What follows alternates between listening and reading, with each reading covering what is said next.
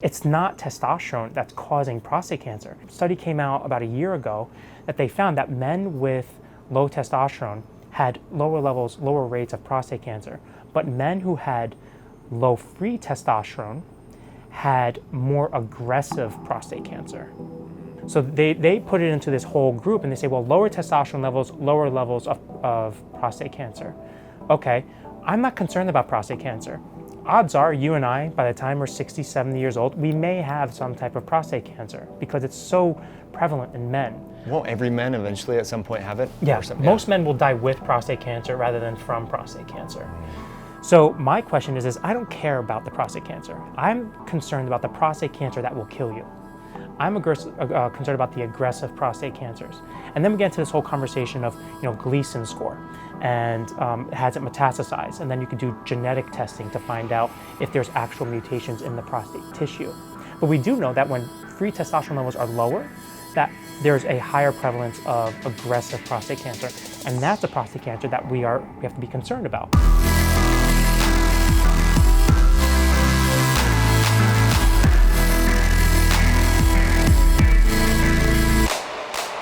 Ralph, appreciate you coming on, bud. Thanks, man. I really appreciate this. This is going to be fun. A lot of fun. Yeah, we've talked over the years a lot about women's health because initially we had a lot of female, followers and stuff like that. But lately, a lot of men are getting onto keto and things like that, and a lot of men are emailing me and direct messaging me about low T and things like that. And so I think most traditional docs don't really know what to do. I mean, just put you on, you want 200 milligrams of test enanthate every other week. Like that's kind of the standard of care cookie cutter approach. But in your practice, and you're working with a lot of Gio Espinoza and Peter Attia and so forth, you see a lot of men coming in with low testosterone. And in your estimation, there's a couple of different ways in which we can get low T from the brain, hormonal processing center, and at the testes. What do you see most of, where's the problem coming from in majority of people?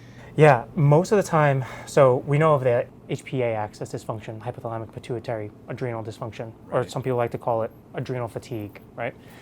And most people forget that there's an HPG axis, hypothalamic pituitary gonadal axis, in men and in women.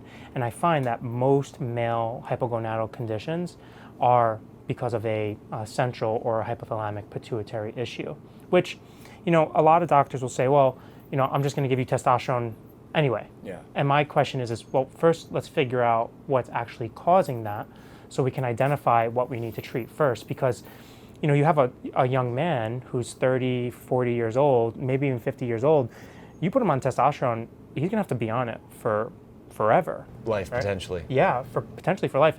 And then if you do it for too long, then you're shutting down their endogenous production. And now they're just out of luck if they really want to get off of it. They notice that's causing some trouble, although that's also controversial because, many docs will say, yeah, testosterone causes, heart disease and prostate cancer. And kidney failure, liver failure, all this. It's like, actually, no. let's look at the data. Let's look at the research. Let's be evidenced about it. And we're finding that that's actually not the case. And then the other issue is, a lot of doctors will miss hypogonadism. They'll miss low testosterone because they follow the guidelines of the Endocrine Society, which I respectfully disagree with. And they're too low? Like their cut points are a little low, or? Yeah, so look, if you look at testosterone levels, most people look at the average male will look at a testosterone level or get their labs back and say, testosterone is the range is from 300 to 1200. Right. And I'll say, okay, all you have to do is it's like throwing a penny in a pond. It's like you're gonna hit the pond, okay? It's very hard to miss. So what I like to look at is, okay, well, the 300 would be usually the 5th percentile, which is when you take an average. And then the 95th percentile would be at the upper range of the average, right? So when you look at a 300 to 1200, that's a huge range to try to identify what can be considered normal or not. And what they do is they'll take a bunch of men, they'll take 1,000 men, they'll average them out and find out exactly what is going to be the average, and then they plot that. But if I told you, hey, your testosterone's at 300, that's still normal. You're fine. Yeah, you're okay. Like, don't worry about it. Like, your risk of Alzheimer's and low bone density and cardiovascular disease and actually prostate cancer, yeah, those are fine because your testosterone levels are at 300.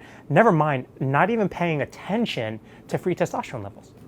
So it frustrates me a little bit because I want to take a very personal approach with this. Like, what is 300 to you? What is 500 to you? What is 700 to you?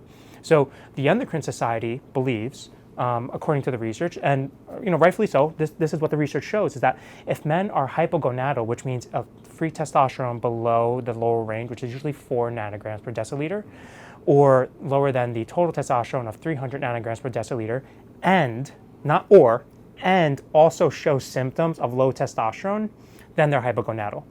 They do not treat low testosterone levels without symptoms, and they do not treat low testosterone symptoms if levels are within normal.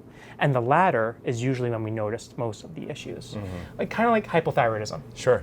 Yeah, so many people, exactly. Right, like you'll see a bunch of doctors saying, oh yeah, your TSH 3.5, 4.0, like totally normal. And I'm telling you, no, something is going wrong centrally. The brain is not recognizing this thyroid hormone without even checking free T3, right, which is actually responsible in that HPT axis cycle.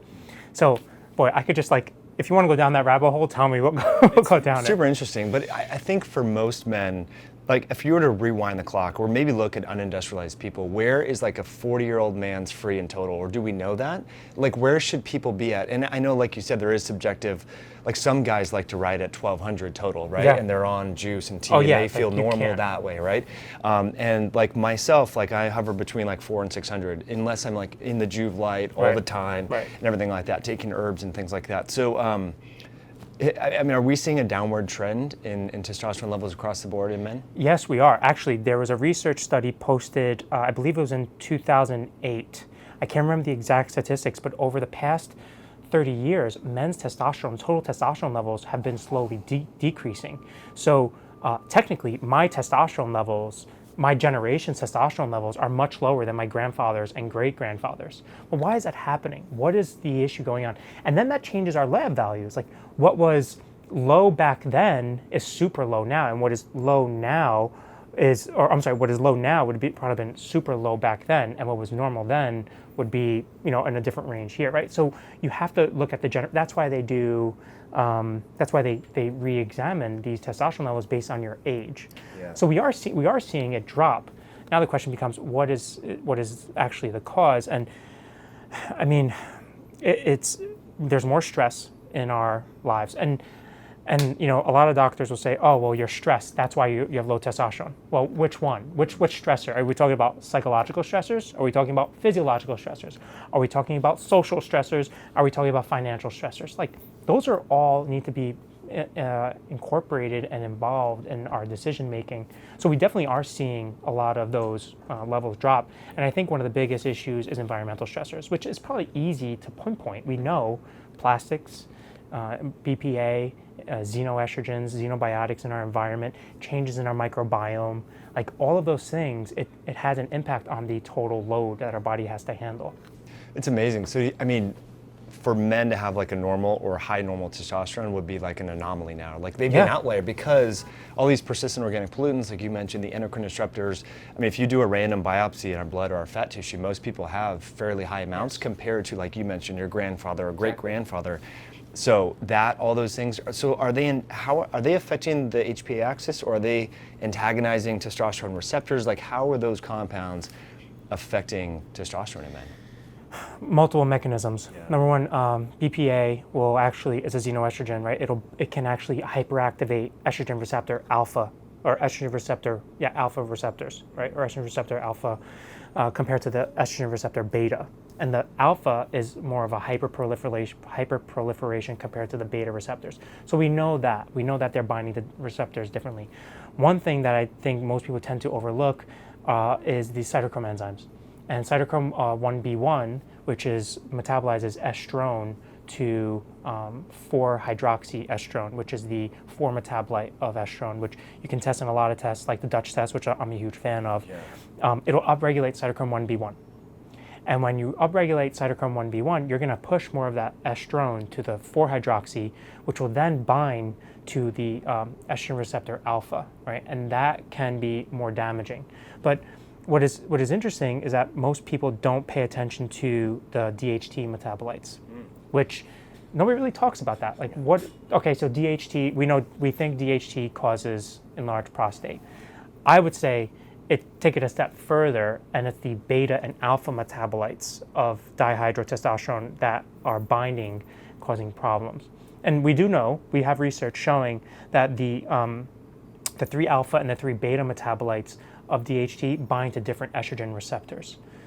So now you have somebody who has low testosterone, an upregulation of 5-alpha reductase, right, making more DHT, then making more of the 3-beta metabolites of DHT, then also making more of the 4-hydroxy estrogen metabolites, all binding to these estrogen receptors, overstimulating the body and thinking, well, okay, because remember, these receptors are mostly everywhere in the body, but they're also central. That's exactly why Clomid works exceptionally well, because it's a selective estrogen receptor modulator. And you would think, well, I'm blocking estrogen, why would my body want to make more testosterone? Because it all feeds back into the same loop. So now I'm not saying that these 4-hydroxy and these DHT metabolites are binding that avidly to these receptors, but you have to look at the variety of factors. And if you can reduce the load, then the body can help recover better. And that's why I think we're seeing a lot of these issues in men. A lot of new stuff there, which is awesome. But I think just to rewind the clock a little bit, because there's so many these endocrine disrupting chemicals and estrogen mimetics, and then the cytochrome P450 enzymes being upregulated. The central hormonal processing within the hypothalamus most likely sees there's a lot of estrogen around, so we're going to suppress our own testosterone output because it thinks it's being converted too much. So that's interesting. But then also we see higher levels of like breast cancer in men now, prostate cancer. Is that from these, you mentioned CYP1B1, cytochrome P450 1B1, the 4-hydroxy metabolite, is that linked with prostate and breast cancer in men? Yes, it's linked to certainly breast cancer in women. There's more research in breast cancer in women because it's more prevalent. I think 1% of breast cancer reports is prevalent in men. So, but we do know that those 4 metabolites, because they're causing DNA damage, they cause adducts in the DNA, which is, cancer is a metabolic disease, but it's also a genetic disease as well. And I think it's a perfect storm of the two. And the 4-hydroxy metabolites are contributing to that aspect. When we're seeing it in prostate cancer, there is significant amounts of research. Now, we know that the dogma in medicine is testosterone causes prostate cancer. That makes sense, right? Because you give somebody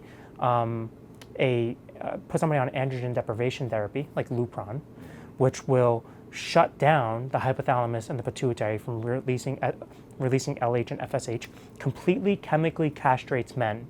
And we see that prostate cancer PSA levels go down. Great. That means we're treating the prostate cancer. Take off the Lupron and see what happens. Usually the prostate cancer sometimes comes back more aggressively, and they can become resistant to it. That's why they're combining Lupron and other androgen deprivation therapies with radiation, or they're combining it with other monoclonal antibodies or PI3CK inhibitors, right? So they're doing multiple different avenues because they're realizing that one approach is not working well. We saw this with HIV therapy, because HIV, when it was first prevalent in the early 90s, that they were using one therapy, one antiviral, and it wasn't working. And then they put these cocktails together. And now they know HIV is very well managed now. You can get HIV titers very low, also with hepatitis. And we're seeing that with prostate cancer as well. We have to live like a hypogonadal male? Like literally? With ADT? With Lupron and that. I mean, so if a male gets, it goes through this triple cocktail like you're mentioning, you're going to run around with basically 0 testosterone? And high estrogen. Well, I mean, what kind of quality of life would that be? They hate it. Sex drive goes down. Bone density is at a risk. That's why they recommend weight training when you're on Lupron, which you would think would be the opposite, right? Because you would say, well, my bone density is going down. I'm scared I'm going to break a bone, but actually it enhances, improves bone density. They'll have decreased libido. One thing, major thing, is brain fog or decreased cognitive capability. So they're just like, man, I'm not on it like I used to be. And we see that on androgen deprivation therapy, which brings me back to my point, is it's not testosterone that's causing prostate cancer. In fact, we've found, a study came out about a year ago, that they found that men with low testosterone had lower rates of prostate cancer. But men who had low free testosterone had more aggressive prostate cancer, right? So they put it into this whole group, and they say, well, lower testosterone levels, lower levels of prostate cancer. Okay, I'm not concerned about prostate cancer. Odds are you and I, by the time we're 60, 70 years old, we may have some type of prostate cancer because it's so prevalent in men. Won't every man eventually at some point have it? Yeah, most men will die with prostate cancer rather than from prostate cancer. So my question is I don't care about the prostate cancer. I'm concerned about the prostate cancer that will kill you. I'm concerned about the aggressive prostate cancers. And then we get into this whole conversation of, Gleason score, and has it metastasized? And then you can do genetic testing to find out if there's actual mutations in the prostate tissue. But we do know that when free testosterone levels are lower, that there's a higher prevalence of aggressive prostate cancer.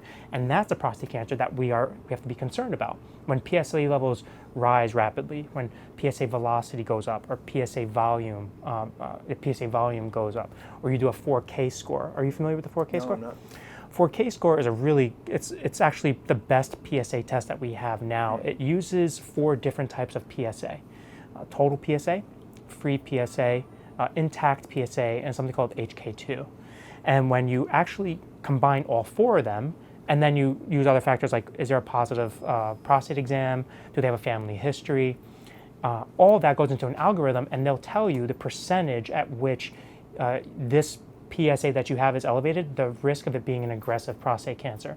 So if it's above 7.0%, then the risk of it being an aggressive prostate cancer is more likely, and that's when you need to do, MRI and biopsy. It's a whole algorithm, and there's a lot of controversy because doctors will say, I'm sure you've heard, like, don't test PSA. It's not very specific.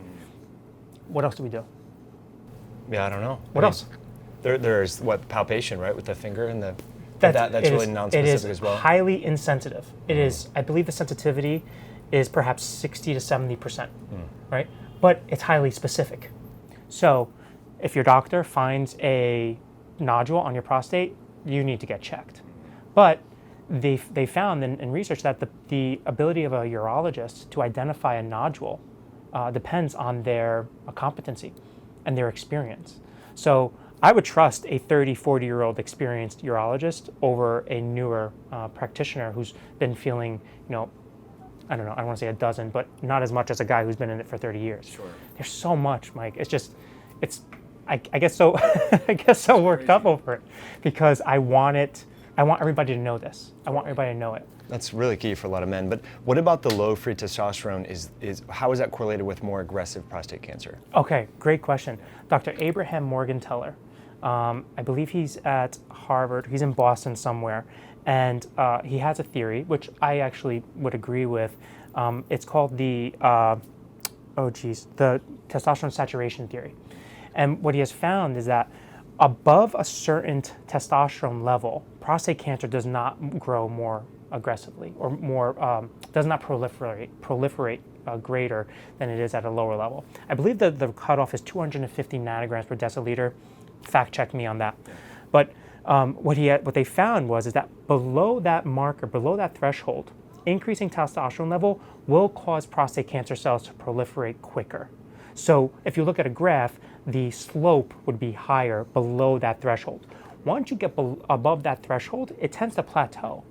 But now think of the number, 250 nanograms per deciliter. That is below what is considered normal. Right? So, and they've only did it with total testosterone levels. I'm not sure if they did it with free testosterone levels, but I would imagine that it's a very similar trend. So what happens is that these prostate cancer cells, when they're not exposed to testosterone, they might slow down, and that's why we see androgen deprivation therapy work very well. And then once they get exposed to more testosterone, they get all excited, and they start waking up, and they start proliferating. But above that point, they're not. So what does it really tell you? Is it the testosterone that's causing them to proliferate greater? Or is it because that these prostate cancer cells have not been exposed to testosterone, so the androgen receptors have become desensitized, and once they be kind of like insulin resistance. Sure, right? That makes sense. So when they're less exposed to that androgen, once they see it, they get more excited. And this actually comes to the conversation with, you had a question earlier, which was about, testosterone levels in men. Like some men, you said you hover around 400 to 600. Sure. Right? Yep. And you might feel great at 400 to 600. And that's where I agree with the Endocrine Society. Where they say, yeah, testosterone levels are moderately average at 400 to 600. They're not showing any symptoms, no need to treat. But why is it that some men at a testosterone level of, like you were saying, some men need to be at 1200 whole total testosterone, or free testosterone above 12 or 14 nanograms per deciliter? Why does some men need to be there, and then other men are at 7 nanograms or 4 nanograms per deciliter of free testosterone and feel fine? I don't think a lot of people are looking into this, but my intellectual curiosity, I just ask these questions all over again, and I think it has to do with the androgen receptors. And there is some research on the CAG repeats of androgen receptors, which are the nucleotides that make up the androgen receptor, the testosterone receptors. And what they see is that the more CAG repeats, the more, we call it testosterone resistant, kind of like insulin resistant you are.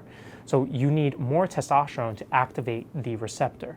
And they've been doing a lot of this research on women with PCOS, because PCOS is typically an androgen dominant condition in women. So they saw that women with higher CAG repeats were more resistant to testosterone levels, which is why their testosterone would increase greater. And that's what I think is going on with some men who, they're like, I'm on testosterone, 200 milligrams of cypionate a week, 300, 400, whatever it is. I'm not really feeling a big difference. Well, maybe it's because of your receptors. Or just downregulated, or it's a genetic, that's like a SNP, right? So they Correct. have a receptor SNP, or the prevalence of that CAG? CAG repeats, Yeah. right? It's not a SNP because it's not a single nucleotide. I see. It's a nucleotide repeat. So I don't know of any tests that are doing this for consumer access, but in the labs, in DNA testing and research, they could easily check that. Usually a karyotype or a chromosome aspect. Mm-hmm. I can't remember what chromosome it's on, but if you look for CAG repeats for androgen receptor, whichever chromosome that's on, you'll be able to find it. And I think that's what's happening. Interesting. And that would give the subjective differences between people. And some people maybe don't have anything to differentiate. Like, if you asked a random person, how do you feel? They'd say, I feel pretty good, because they don't really know what it really feels like to be totally well, right? So unless a man has taken anabolic steroids before, or precursors, or, Clomid, things like that. Because I have experimented with that, and I've been pretty open about that, on the internet and things like that. I saw your post about it, actually. Yeah. I applaud that, which is a hard thing to do, because everybody shuns it, but let's be real. Yeah, I think, just to manage people's expectations on the internet, because you look at Instagram like, wow, that dude is really ripped, and then you're like, well, maybe the striated shoulders and veins everywhere, there's a little bit more to the story. And now we have peptides and GHRP6, and there's so many different things compared to even like 15 years ago. But so with men that have dabbled in either testosterone precursors, like back in, you grew up in like the 90s and so forth? Yeah, so it was popular, like all the precursors and things, and some of those I think were spiked with anabolics, we don't really know. Of course. You mean stuff that you get at like supplement stores? I think they would call them pro-hormones. I don't remember the names of all these different things, but I remember like VPX made one, BSN made one, and at my school of thought was like, that's going to shut you down anyway, so why not just do the real thing, which is what I did. But with men like that, do you think that their HPA axis ever gets back to a normal level, or is it always is there some variability there? It depends on how long they're on it. And that's the concern with men who are doing it like over-the-counter stuff. Typically, and I'm going to speak strictly from pharmaceutically controlled substances, we know that above 1 year, I usually get nervous around 6 months of continuous testosterone cypionate use or exogenous testosterone use, whether it's topical, which I'm not a fan of, pellets, which are a little bit better, or injections, that after about 1 to 2 years, you will shut down the HPG axis pretty permanently, and it's going to be hard to resume it. or revitalize it.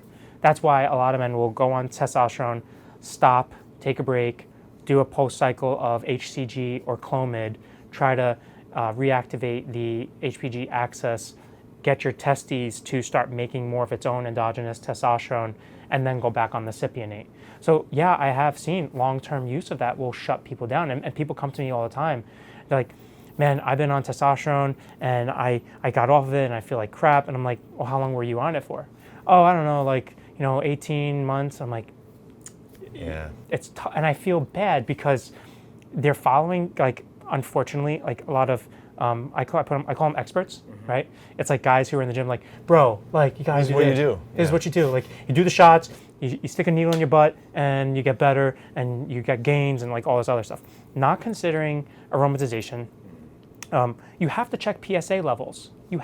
If you have prostate cancer, and it's very unlikely in younger men, but it's just good practice.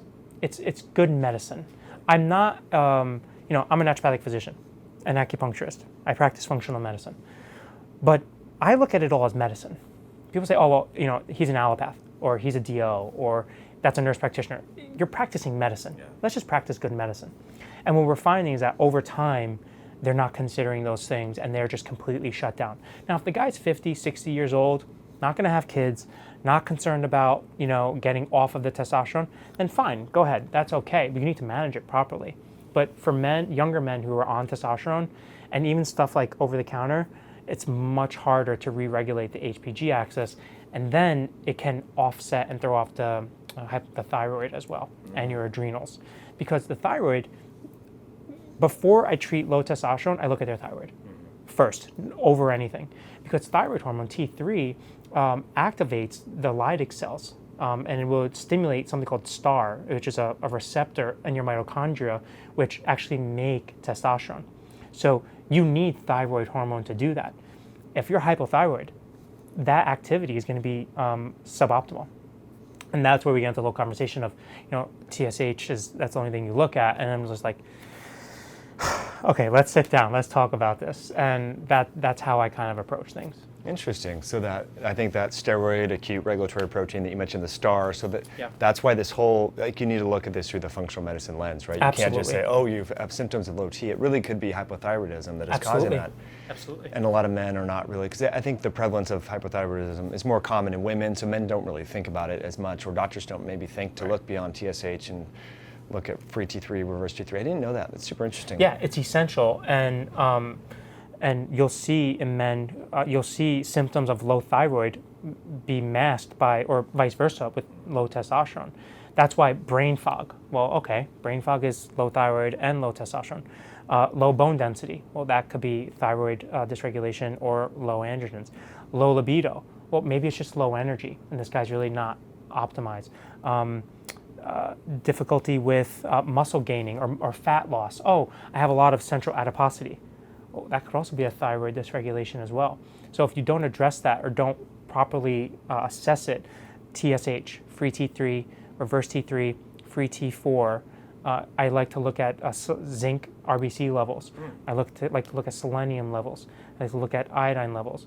I like to use the iodine urine test to see the load test, to see what their iodine load is, because giving iodine can actually set off hyperthyroidism as well. So I'm a little bit cautious with it. So selenium and zinc are benign, very effective, and zinc is a 5-alpha reductase inhibitor. So you can work by preventing DHT from going, or the synthesis of testosterone to DHT. So there's multiple different avenues to go with it, and thyroid hormone is often missed. Totally. And the dosages on zinc to inhibit 5-alpha reductase for that testosterone to DHT conversion, what's that roughly? So typically the doses are 30 to 50 milligrams. Okay. So it's not too high. No, it's not at all. They've gone up to 100 milligrams. I don't think you necessarily need that much, and you want to be careful with copper depletion if you go that high with zinc. So typically I'll dose zinc with like 2 milligrams of copper, and you'd be good. That's awesome. Now, which form, you talked about the alpha and beta form of DHT. Yeah. Did you? And which form is linked with male pattern baldness? the alpha pattern. Okay.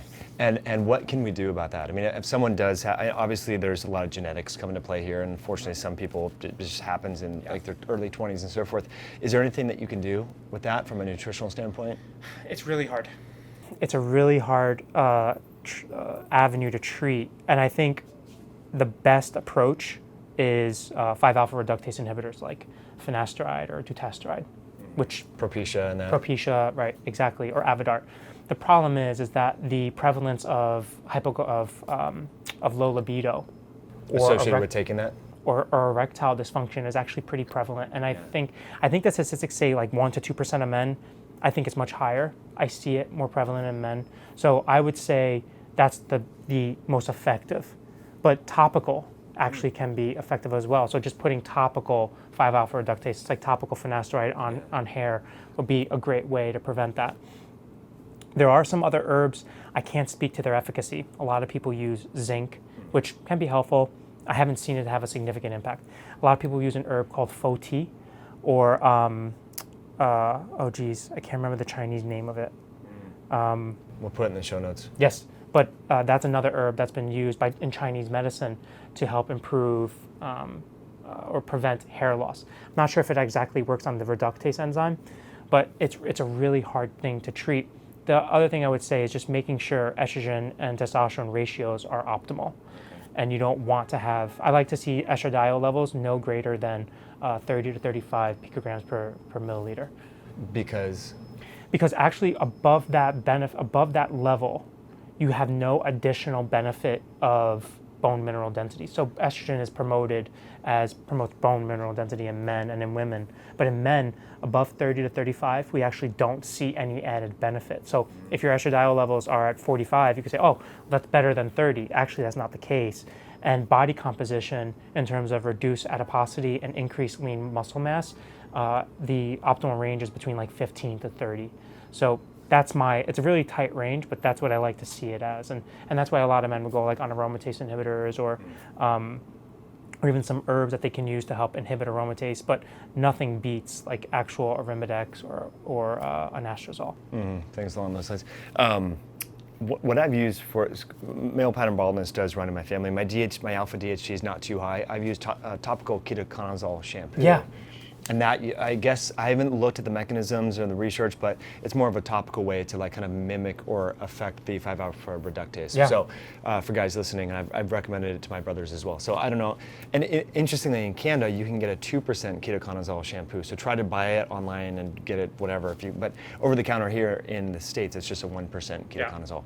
And it works well. Yeah. So I think it's, And it's benign.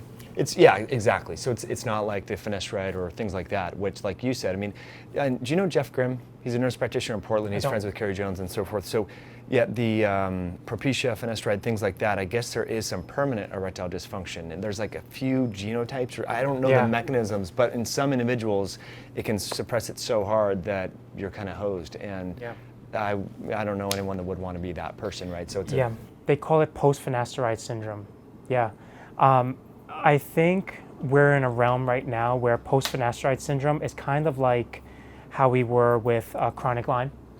It's like, not quite sure if this is actually chronic Lyme. I mean, chronic Lyme like 20, 30 years ago. Sure. Where there was like, oh, there's no way. Fibromyalgia. Oh, you just, it's all in your head. It's like, that's all in your head. Like, even in the past, erectile dysfunction. It's like, oh, that's all in your head. No, there is a mechanism between testosterone and poor erectile function. But there also is a psychosomatic aspect to it.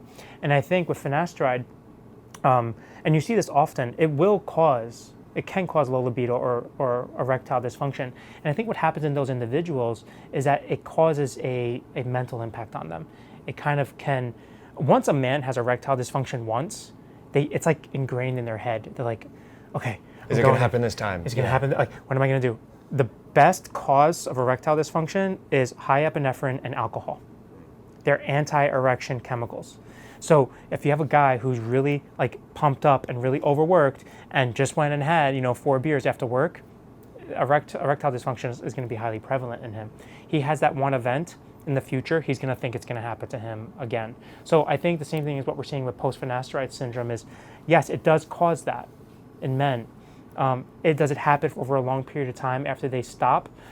I don't know. There's enough research on it, and I think it's coming out more now, which I'm excited to learn about. Sure. But I can certainly not dismiss it. It's a real thing.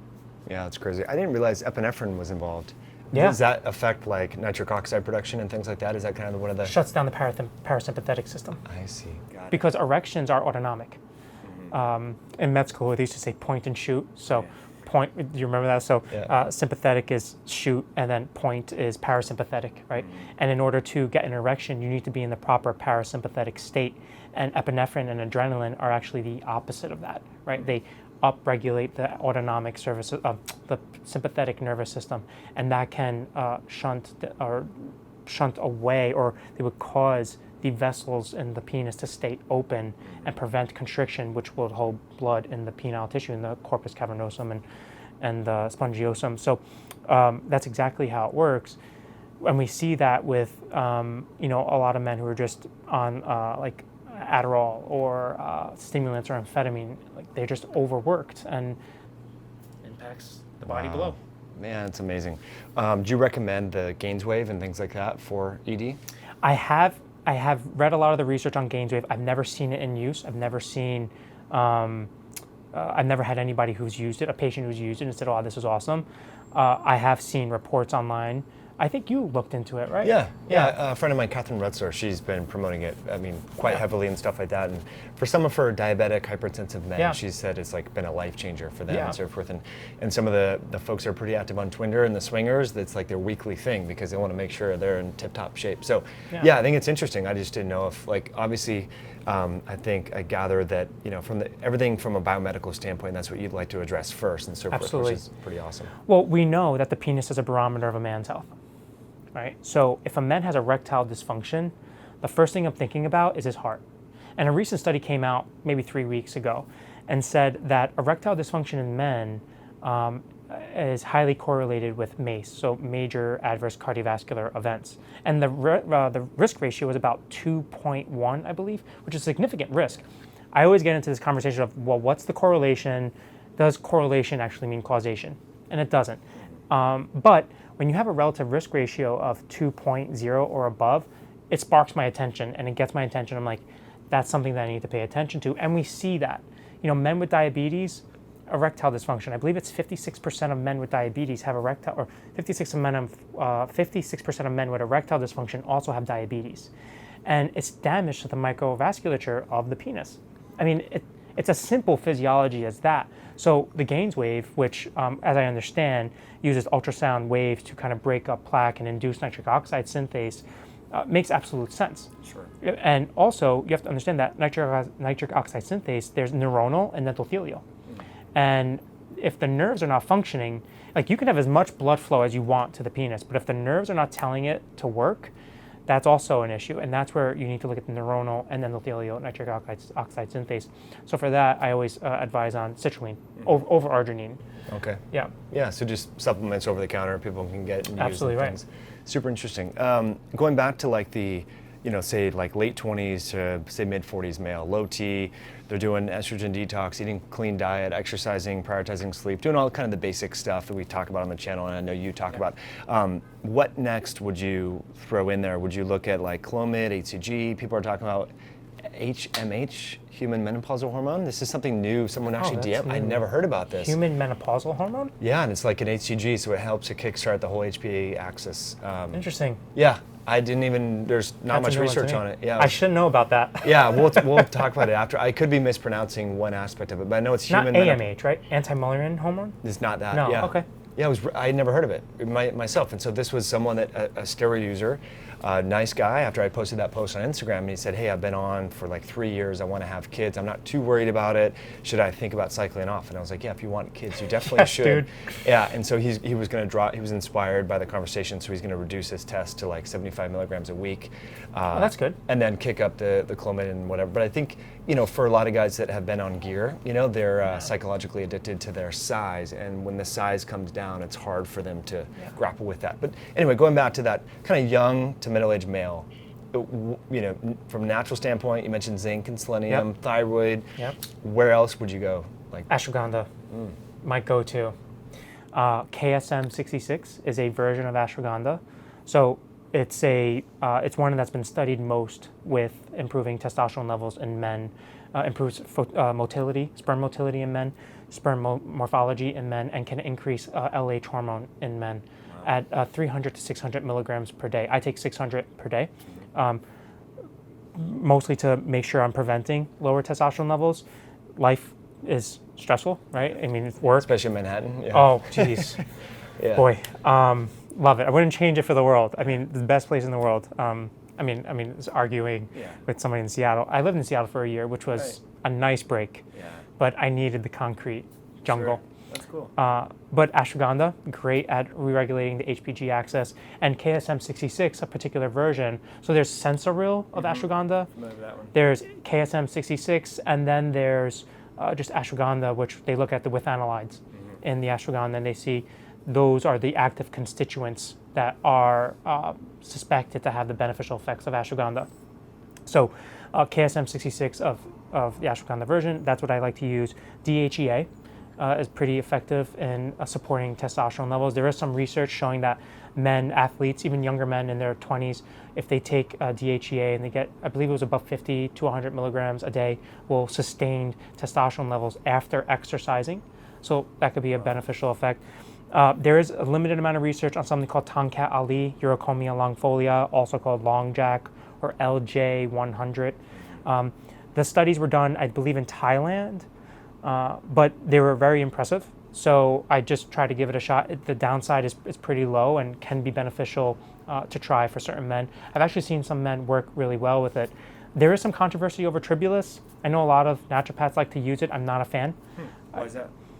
Because a lot of the research has not shown that it can significantly improve testosterone levels. When you have an immense amount of conflicting research, some showing that it does improve testosterone levels and others showing that it does not, I have to try to figure out, well, what was it within these studies that caused these variations? And there was one pretty large meta-analysis that basically concluded, said, the benefits that we're seeing with tribulus terrestris may be unrelated to its increase in testosterone levels, but might improve libido or senses of well-being. So personally, I never noticed a benefit from tribulus, maybe because I wasn't hypogonadal, I don't know. So I'm not a fan of it, but I do know some men, actually have some practitioners who are like, man, I put them on the tribulus and it worked really well. I'm like, great, awesome, like that works. Not my go-to, but more power to you. Yeah. So that's a great herb as well. DHEA.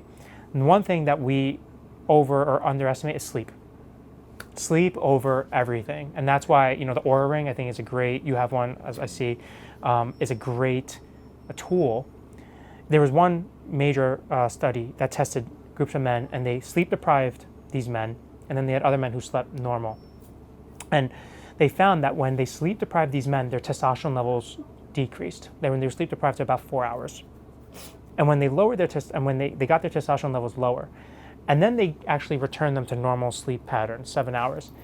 And they found that by improving their testosterone level, or improving their sleep to 7 hours, was equivalent to giving them exogenous testosterone. Wow, that's huge. That's a huge deal. I mean, how many people do you know are like, yeah, I got 4 hours of sleep, like I'm a machine. Yeah, I don't need more than that. Yeah, I'm tough, like I could do that. Like, okay, cool, bro. I mean, like, all power to you. I can't function at 4 hours. I mean, I did during med school. I mean, there's no option. But when you can improve sleep to that extent and get those benefits, because, and it's not just sleep, it's deep wave sleep, right? It's slow wave sleep. And that is when LH, FSH, growth hormone releasing hormone, ACTH, all these secretagogues, that's when their release is during deep sleep. So people are like, oh, I was dreaming last night, I must have slept really well. Not necessarily. You need to know if you were in deep sleep, because that's when you're going to make the most testosterone and most growth hormone, and that's really important. So above all the other things, if your sleep is not corrected, then all these other herbs and supplements and nutrients might be less effective. That's such a good point. D-aspartic acid, do you see some research on that? I know some people on the internet talk about it. And I think There is a decent amount of research showing D-aspartic acid can help improve testosterone levels. The exact mechanism I'm really not quite clear on, and there is some like with tribulus, there's some controversial research saying, well, yes, this does help, and then other research saying, well, it's really not that beneficial. I haven't seen clinically, I have not seen much benefit from it, but perhaps the doses were not high enough. I think it is like a 2 gram or 2,000 milligram. Like it's pretty high. Yeah. What about boron? People talk about using boron. Yeah. Okay. Yes, I believe there was maybe 2 studies on boron increasing testosterone levels. Yeah. I don't know what other confounding factors were involved in that study that could have contributed to why boron. I don't see a mechanism as to how boron could possibly improve testosterone levels. So can it be working on the androgen receptors? It's possible. Can it be working on correcting the HPG axis? That's also possible. But I've never seen boron clinically work effectively. It's kind of like, it's not going to hurt you. Get worth a shot, but would I put my money on it? No. I'm all about probability, right? What is the probability that this is going to be effective? I know ashwagandha works because it's worked in many men. The research is pretty convincing. DHEA, I know it works because the research is pretty convincing, and I have a mechanism as to how it may possibly work. But in other aspects like boron or tribulus, I'm a little bit confused. Other things like Panax ginseng, I love it. Korean ginseng, coming from a Chinese herbal perspective, really warming, improves qi and can improve blood flow in the body. The research shows that it may not actually improve testosterone levels, but it does improve libido, and it can improve energy levels. And this ties into the adrenals. And if somebody's adrenals are, for lack of better terms, everybody says shot, right? And Dr. Carrie Jones will talk to you about adrenal fatigue, how that's a complete misnomer. Her and I, whenever we see something on Instagram or social media, I'll take a screenshot and be like, oh, this person has adrenal fatigue. She's like, oh man, we got to give them like cortisone. Just have to throw it at them. Yeah, right. And so funny. It's not a real condition, right? But I have it. People have it. Oh yeah, like my doctor said I have it. Like, look at my cortisol levels. They're really low, Ralph. Yeah. I'm like, okay, well, let's look at your cortisone. Let's look at your metabolites. Let's just look at the whole picture. Was it saliva? Was it blood levels? Okay, like your doctor said, I believe you. Right. You must know exactly what you're talking about.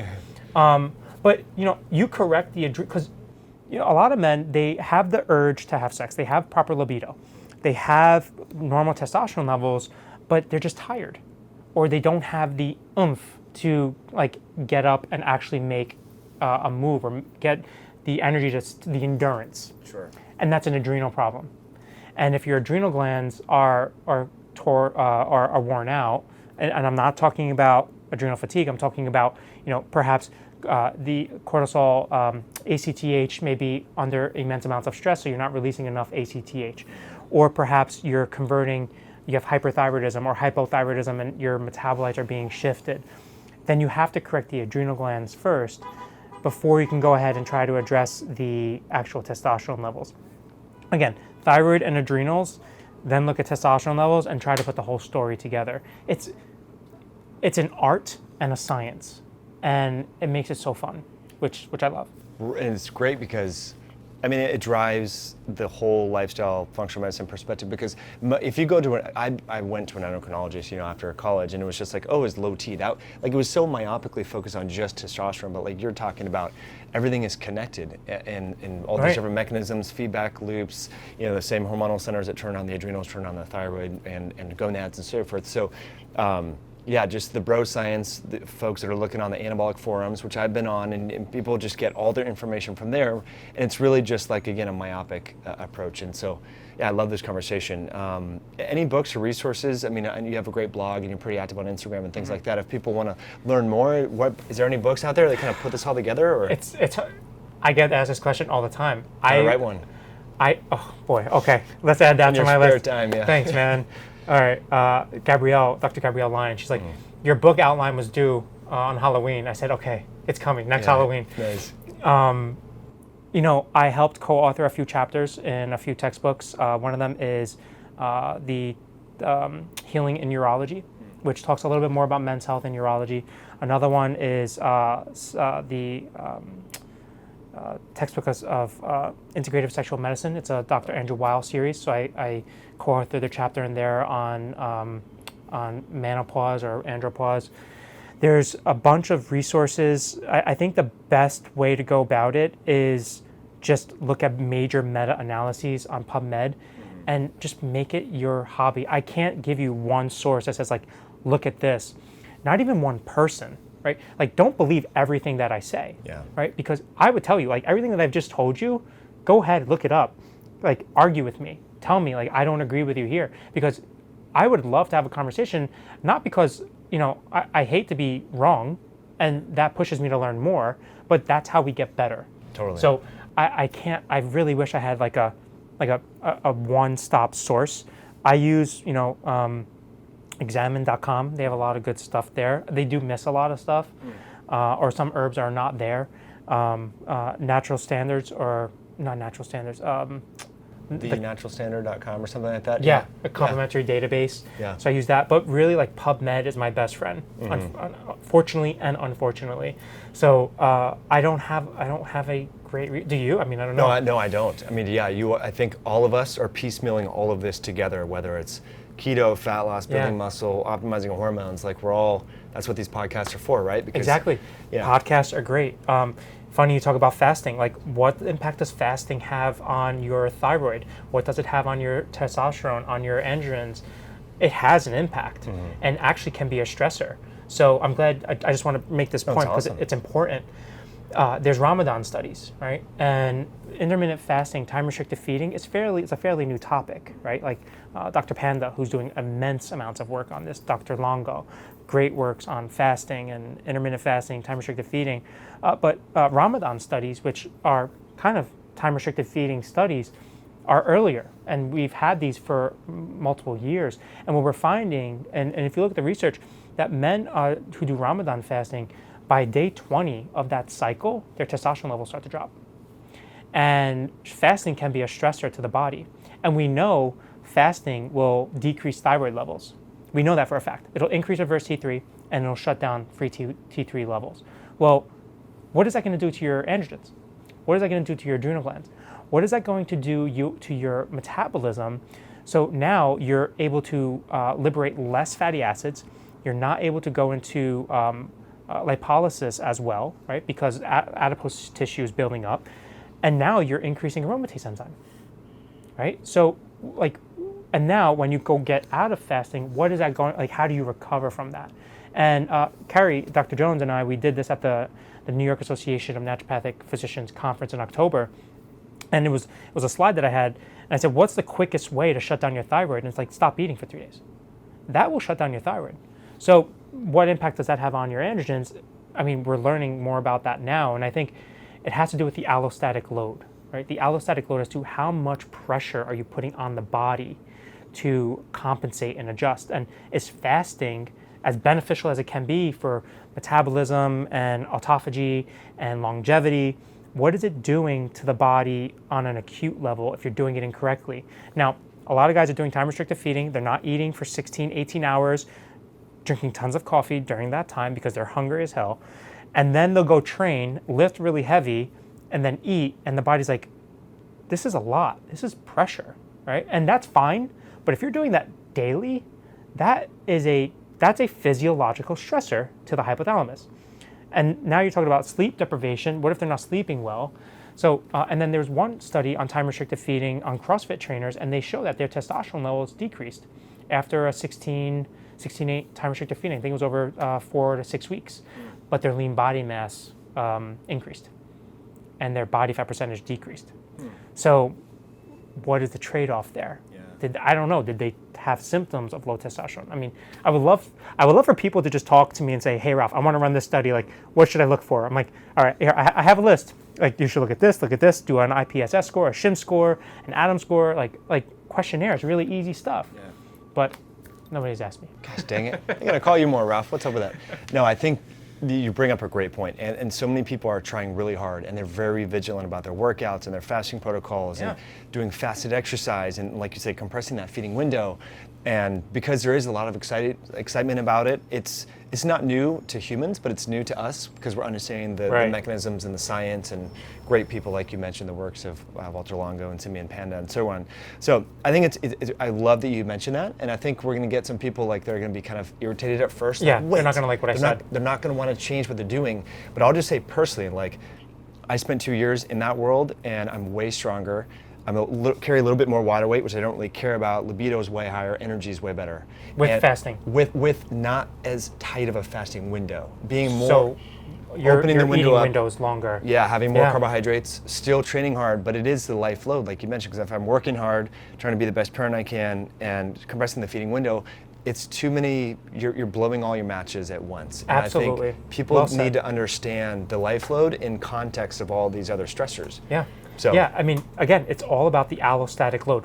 What are all these variables that are impacting like you can't look at one target. The body doesn't work. The body will outsmart you. You cannot outsmart the body. That's what fascinated me to get into medicine. Da Vinci was fascinated with the body. And I'm not comparing myself to Da Vinci. No way. The only comparison we have is we're both Italian. That's it. But I'm fascinated, and you can't outsmart the body. You won't be able to. We can try, and we'll do the best that we can, and we can do that to improve longevity and health. But you have to understand that you have to take a variety of angles in order to treat, in order to help. And like you were saying, opening up that feeding window actually helped me as well. I was very strict, and then I was talking to Gabrielle, Dr. Lyon, and she's like, no, you need to eat. And she's like, and more protein. And I was like, all right, like, you got it, boss. I did it. And I can't believe how remarkable I was feeling. And it's just, you can't doctor yourself, and you need to understand like what other stressors are coming along. Now, if I lived in a cave and like didn't have anything chasing me and didn't have to worry about deadlines, like, yeah, I probably could fast a little bit longer because nothing else was stressing me. But when you have to look at it from an environment of living in New York City, I'm exposed to environmental toxins. Like, I know it. Do you have a Berkey filter? We have another filter, yeah. It's a custom pure, but yeah, okay, all cool. water filter. Yeah. Like, my water filter is disgusting. Wow. Living in New York. And like, this is not the water that I want to drink. So I realize that there's other factors. Like, is the water causing you to have low testosterone? No. Tap water does not cause you to have low testosterone, but it can be a variable that must be corrected in order to address the whole allostatic environment, which it's impossible, but you have to take a functional integrative naturopathic approach to really get a hold of it. Such a great point. Can we finish up on Clomid and HCG? Yeah, like sure. When would you, so we talked all about the ashwagandha and all your herbs and lifestyle stuff, sleep and so forth, but when do you go down, and thyroid, adrenals, all that, when do you start to look at Clomid and HCG for men? Yeah, so I first look at LH and FSH levels. If LH and FSH levels are below the 50th percentile, I would suspect them to have a better response to Clomid. I prefer Clomid over HCG, mostly because HCG is not very stable. It's a protein, so you can't really travel with it. If you kind of have a lot of trauma to the area, it won't work very well, so it can denature. But HCG is a luteinizing hormone analog. It binds to the same luteinizing hormone receptor. That's how it works. So instead of giving LH, you give HCG. I first start with Clomid. And Clomid is a therapeutic intervention, and it's a diagnostic intervention. So I have to identify, is this primary or secondary hypogonadism? If I suspect that it's primary, which means that the testes are not making testosterone, I suspect that the LH and FSH should be high, right? Because that's a normal response. Testosterone's low, testes are not responding. The brain says, make more LH, make more testosterone. If that's the case, I could be pretty sure and say, you know what, Clomid is not going to work here because the LH is really high. It's already the pituitary is screaming at your nuts and it's like, wake up. They're not waking up. Clomid probably won't work there. But if I see LH levels mid-range, 50th percentile, usually like 5, I see testosterone levels in the lower range, maybe at the 30th percentile, I'll try Clomid, and I'll say, okay, that might be an option for you to look at Clomid as an option to see if you can boost LH levels, see if the testes respond. If the testes respond robustly and your testosterone levels go up, then we know that it was a secondary issue, that the testes can respond. The issue's up here, which then tells me I need to address the stressors that are causing this problem. So that's when I would use Clomid or HCG. Also, Clomid and HCG should all be used between cycles of testosterone. So if you're a younger male and you expect to have kids someday, chronic, consistent testosterone use will shut down your endogenous testosterone production. Your LH would, I mean, you look at LH levels on men on testosterone, it's 0, like 0.1. It's super low. So Clomid, between those cycles, will help revitalize and get that cycle going again. What's really good about Clomid, and I'm gonna get so much like kickback from this, but yes, like it's a drug. You can't use drug. You only have to use natural medicine. You're a naturopathic doctor. No drugs. Yeah. Like, dude, if I have pneumonia and I'm 90 years old, you're getting an antibiotic. Like, I don't care. Okay. If you know, if I know a patient who needs chemotherapy and naturopathic approaches, yes, that's going to happen. I want what's best for the patient. But Clomid actually can. I've seen benefits of Clomid to be sustained. So you don't have to do it forever. I've seen increasing a person's nadir testosterone levels, doubling it, and then they come off of Clomid for 8 weeks. I test testosterone levels again, and they're normal. It's like, wow, we actually woke up the hypothalamus. We stimulated it, and I think that's how adaptogens work, but they're much more subtle, and it takes a longer period of time. But I think that's exactly how they're working, is they're desensitizing or resensitizing these receptors. So a Clomid can be used to identify primary versus secondary hypogonadism.